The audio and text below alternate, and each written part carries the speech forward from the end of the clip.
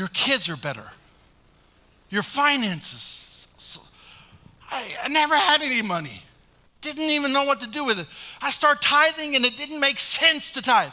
I remember this and I'm saying this sincerely. I started tithing and I had more money. Didn't make sense.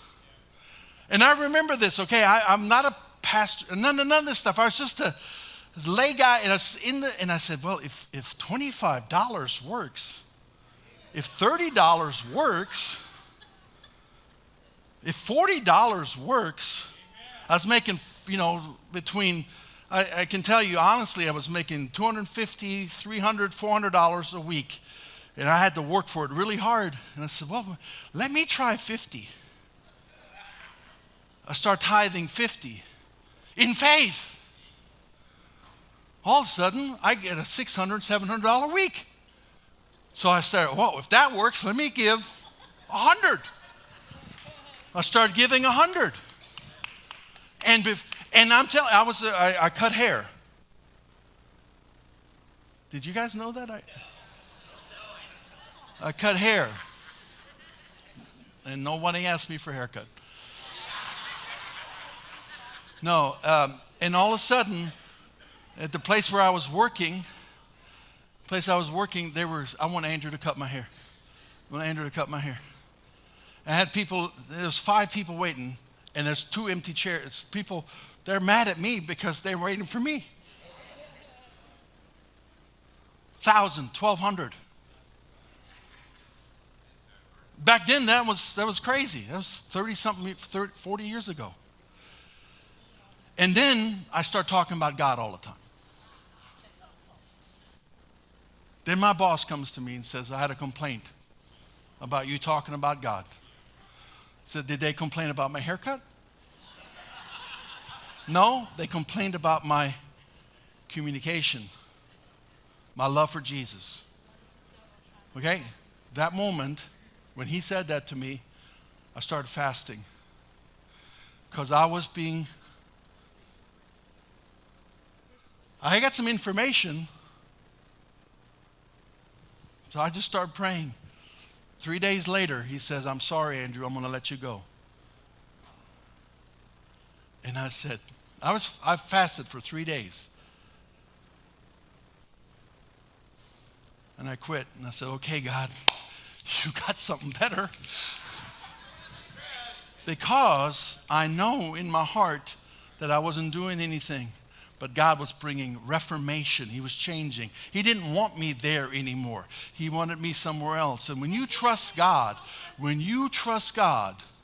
you reject the old, stepping into the new, living a way of being.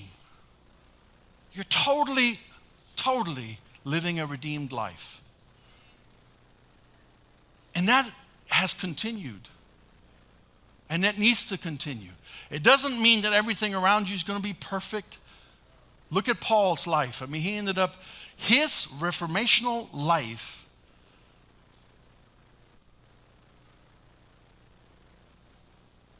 brought him to the Gentiles.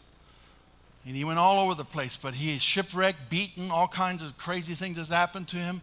My reformational life has brought me great victories, but also great challenges. But I can tell you, there's no greater life. No greater life. So I want to challenge you as we wrap up. Is don't make this church or me as a pastor or some other YouTube or other church or other, don't make them responsible. Take responsibility for your own life.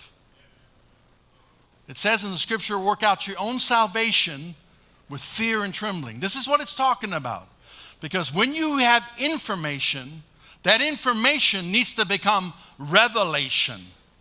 And once that becomes revelation, it causes a confrontation in your life that will begin to transform you. That will bring reformation in your life that will supernaturally cause you to live your life differently. Because one of the things that I am so sick and tired of is wimpy Christians who don't know how to stand up and be so strong in the Spirit.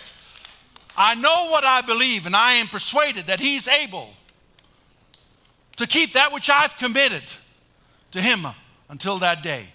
And we need some Shadrach, Meshach, and Abednego's around here that are willing to say, I don't care. I'm not bowing down to this. I'm not compromising it. Well, what about if I lose my job? God will give you a better job. But it doesn't mean that you're disrespectful. I was not disrespectful to my boss. Matter of fact, when he said, you got to stop talking about Jesus, I fasted for 3 days. And I know that I didn't have a bad attitude towards him. Matter of fact, when he told me that he's going to let me go, I said, I'm so thankful for the opportunity you've given me here. And a few years later, when I was a pastor, I came back to that place, walked in there and said, hello, everybody. And they were still doing the same thing. And I was living a life in the Spirit in a completely different way.